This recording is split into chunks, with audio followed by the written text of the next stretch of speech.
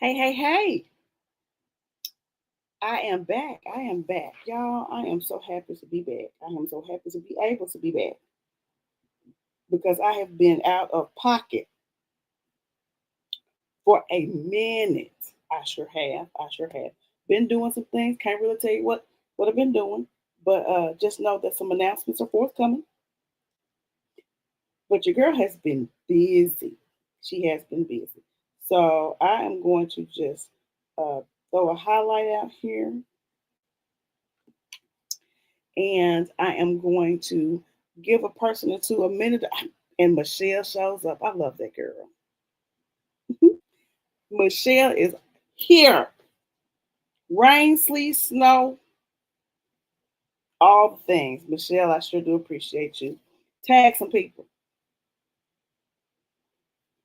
Tag some people so we can get our little crowd back.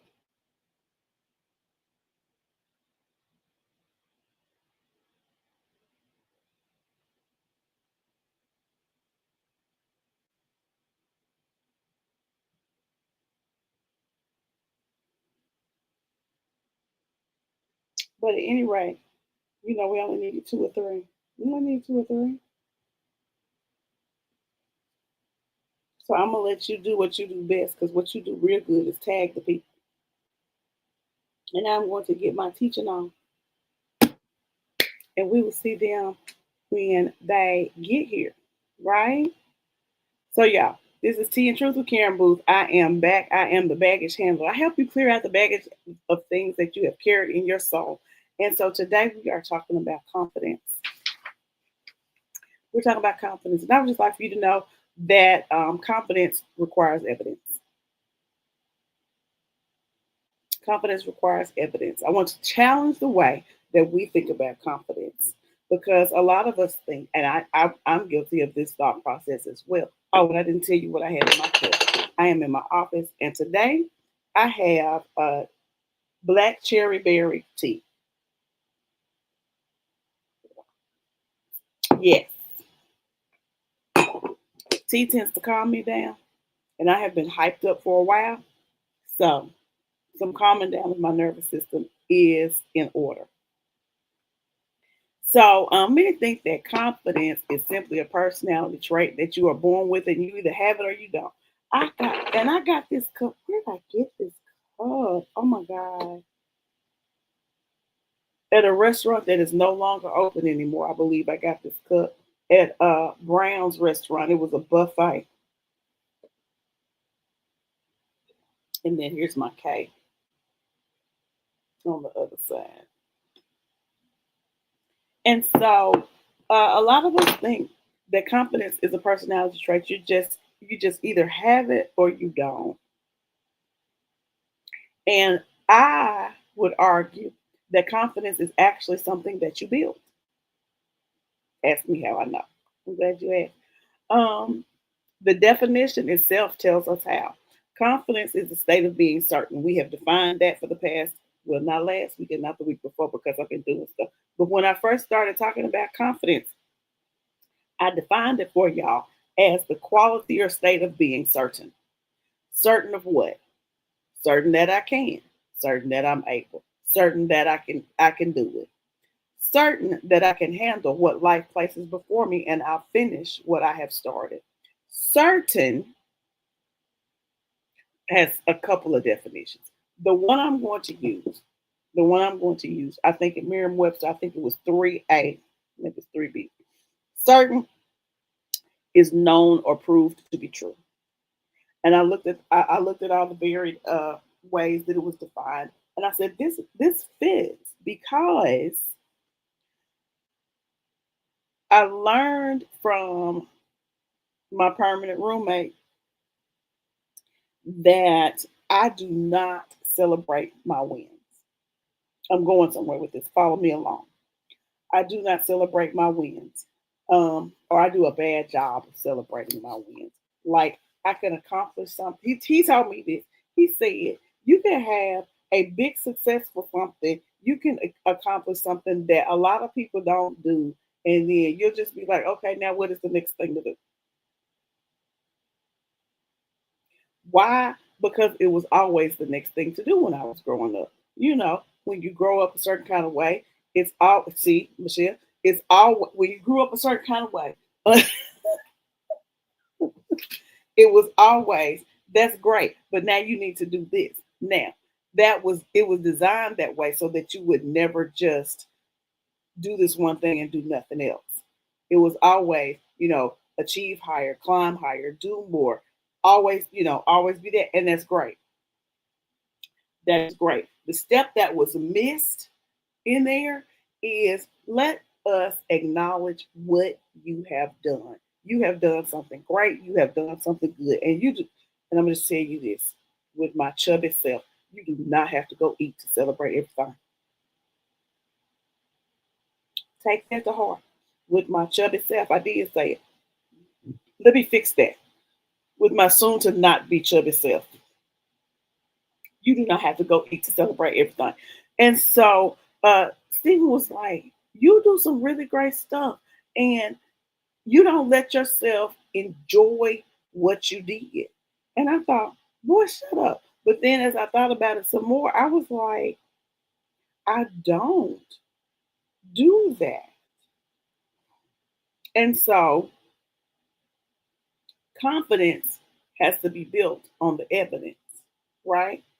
How do you become certain that you're capable of something or certain that you're capable if you never acknowledge that you are? How do you prove to yourself that you can do hard things if you never stop long enough to recognize the hard things that you've already done? So, I guess in my effort to always do something and be successful and do the next thing, I never allowed myself to acknowledge that what I had done was enough and it was great and it was wonderful. And so I never would buy myself some fresh flowers. I never would say that because I accomplished goal X, I'm going to take myself to the movies this afternoon. I'm going to take off. I'm not going to do anything. I'm not going to come home and do a whole bunch of laundry. And, I'm going to take the afternoon and I'm going to go and watch, whatever movie. It doesn't have to be expensive. Go to the matinee, which is like the affordable, the affordable thing to do. Or download some music that you like. A simple treat, a simple treat, because I unintentionally taught myself that nothing I accomplished was enough. I wasn't lacking in capability, I was ignoring my capability, and I was not reinforcing my capability. A lot of times I thought my wings weren't big enough to celebrate, and I realized that my mom we focus on like oh yeah, right. So and I get that. I absolutely understand that, Michelle. I understand coming home with all A's and a B and the conversation was the B. I understand it. And it's not that they um didn't think that the A's were great. It's that they came up in an era where and this is not a good belief, but they came up in an era where making a mistake was detrimental. And so in their eyes, they needed to focus on this B because, you know, making a B could be detrimental to whatever. Right. And so I I I adopted this, I can't celebrate if I have so I would set a goal. The goal is X. Fill in the blank with X. Fill it in. And then the steps to get to X are one, two, and three. Now, I would not then, I would not celebrate one, two, and three. I would celebrate X. But do you know how discouraging that is to keep trying and keep doing stuff and you yourself don't even acknowledge what you have done until you get to the end? What if getting to X takes 24 months. You're not going to celebrate nothing in between month 1 and month 24? Do you see how this can be um, damaging, delaying, growing in confidence? Um, when you look at a courtroom, a lawyer brings evidence to get the verdict. A judge reaches a verdict based on evidence, not feelings.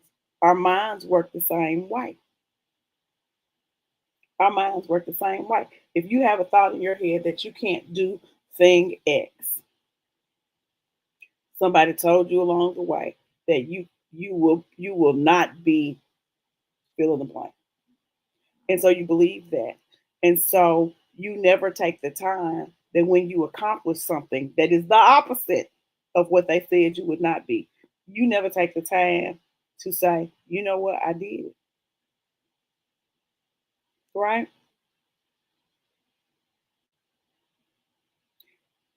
Our minds work in a way that repetition of the right thing, repetition of the right thought replaces the playing of the wrong thought.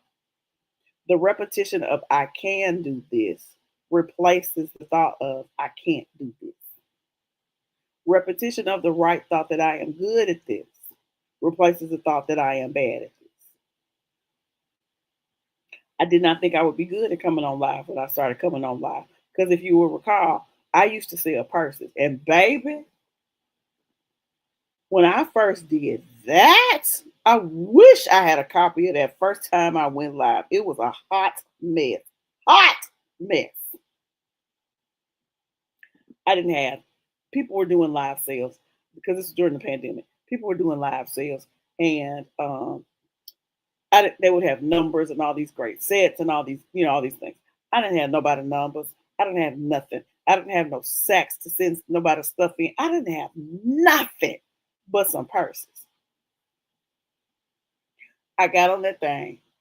I got on Facebook and I started selling the purses. And I came away from there, dripping with sweat and thinking that I had done horribly, horribly. Oh my God. I felt it was one of those feelings where you just hot because you shine. And I came in, I got in the room and I was breathing hard and I was sweating. And Steve was like, what you just do? Because he wasn't here when I started. And so I said, I was in there selling purses. I'd had these purses for like 2 months and hadn't done nothing with them. And y'all, I kept on going. And we would like to thank Julie Husbands for encouraging me to keep on going. And so I kept on going and I kept on going and kept on going. And finally, my confidence said, girl, you good at this.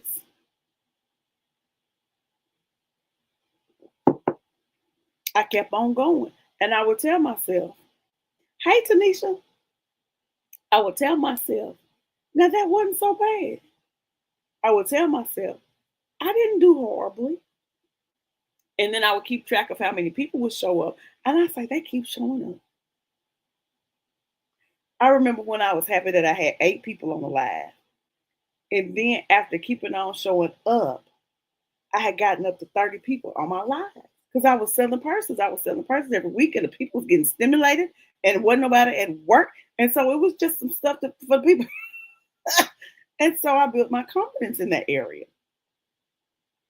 Right? And so many of us ignore the evidence because we're always focused on what remains unfinished. What did my set ever get perfect? What was perfect? Did my set ever get elaborate and like I thought it should be? Maybe. But we always look at what's not as opposed to what is. But what I do know is that I was selling these purses. What I do know is the people were coming back. What I do know is the people would stop me in the mall and be like, you're the purse lady. Yes, I am. And so I had to acknowledge the fact that the evidence showed that despite what I first thought, which was I was horrible at this, What I first thought was now no longer true. I was good at this and I had evidence. And I recognized it by letting myself, go get a massage or go do something special, right? And then things change. I don't sell purses that way anymore. But then I wouldn't I complete a class. I complete a class online, and then I next class. But I wouldn't buy myself any flowers. I wouldn't buy myself. I have an author, a particular author that I like her mystery novels. I wouldn't go and buy myself a book. I wouldn't take some time and read one of the books. Like I wouldn't do anything to say this is what I am doing to acknowledge the evidence that I have completed this step towards this goal. I wouldn't do anything to acknowledge that I had completed something hard. Okay. Now, let's talk about hard for just a minute. Hard is relative. For somebody who, like, give you this. So I was grieving for the fall and the spring of this year. Sometimes, sometimes hard is putting on my clothes and going somewhere. Sometimes hard is getting out of the bed because it depends on where you are in life. Sometimes if you have been diagnosed with anxiety and getting up and doing things is difficult for you, sometimes hard is making the step to get in front of somebody and speak. And so when you do whatever is hard for you, because you get to determine what's hard for you. I don't get to determine that. You get to determine what's hard for you. And then when you recognize that you have done something hard, you get to celebrate it. It can be something as simple as y'all remember them little things of bubbles with the stick. Sometimes just blowing bubbles is soothing. If you find a celebratory moment in sitting outside when it's not 9,000 degrees outside, sitting outside and watching traffic go by and blowing bubbles because it takes you out of your realm of 900 other things that you have to do. It takes your mind out of the I got to do something else space.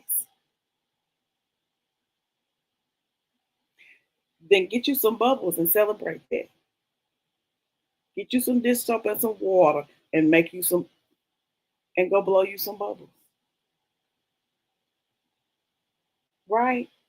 Because the thing is that confidence simply is confidence equals evidence plus acknowledgement on repeat.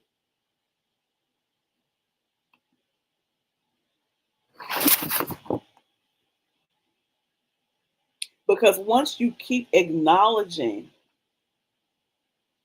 your accomplishment,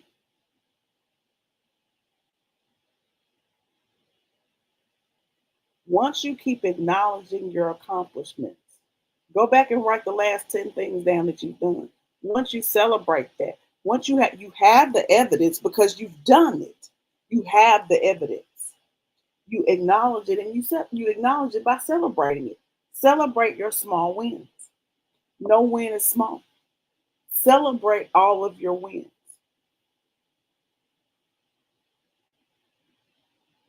It's very simple. Every time you do something hard, you collect another piece of evidence. And remember, hard is relative. Every time you acknowledge your victory, every time you reinforce the truth, over time, your mind reaches a conclusion. I know this to be true. The conclusion is confidence. Have you been blessed today? So that is why I say confidence requires evidence, and you have the evidence. And these are the things that we can talk about. If you need to talk about some confidence, because I am a confidence coach. And I would be happy to help you. Reach out in the inbox, reach out in the comments. But what I want you to do, and hello to the Mighty Replay crew. Thank y'all for tuning in. What I want you to do today is write down 5 things that you have accomplished. 5 things that you consider wins, that you don't consider wins now, but that you need to celebrate. Write them down. Did you get the kitchen clean? Did you get dinner cooked? Did you get did you complete 3 applications for jobs if you're looking for another job? Whatever your goal is and whatever steps you have lined out that you need to do to achieve your goal, don't wait till the goal is finished. Celebrate the steps along the way. What the song say? Don't wait till the battle is over. Shout now. Shout now. Shout now.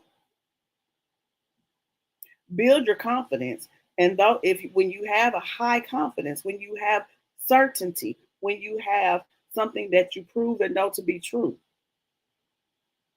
Because confidence is a state of being certain.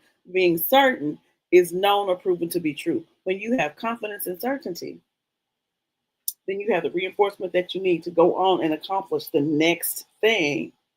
But celebrate this thing and don't wait till the next thing to celebrate. Okay, y'all? All right. That is Tea and Truth for today. So Friday, we're going to talk about some forgiveness. I don't know which way the Lord will take me, but y'all come back Friday at 4:30 for Freedom Friday, where we're going to talk about some things about forgiveness. We are talking about confidence and forgiveness until the subject changes. Y'all have a great day. Nitra, how are you doing? Hey, Lisa, I didn't see you. And hey, everybody, I did not see everybody, but y'all come back on Friday, okay? Y'all come back Friday at 4:30. I love y'all. If you came in late, watch the replay. See y'all Friday.